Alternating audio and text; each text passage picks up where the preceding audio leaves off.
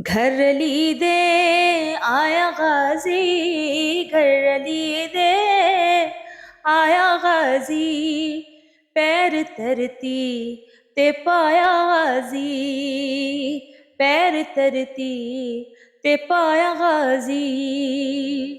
शबीर और शब्बर भी मुस्कुराए, शबीर और शब्बर भी मुस्कुराए, दोनों वीरन दे कोल आए, दोनों वीरन दे कोल आए।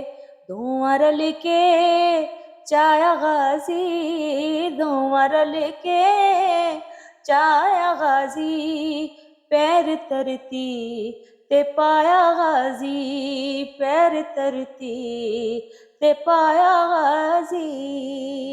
तमाम देखने वालों को मौला अब्बास अलमदार सलामुल्लाह अलैह की जो आज विलादत है, जश्न बासादत है, बहुत बहुत मुबारक हो। अल्लाह पाक उनके सदक़े से हम तमाम लोगों की दुआओं को अपनी बारगाह में मकबूलियत का दर्जा अता फरमाएँ। आप सबको एक बार फिर मौला गाजी अब्बास अलमदार अलैहिस्सलाम की विलादत बासादत बहुत बहुत मुबारक हो। जज़ाकल्लाह।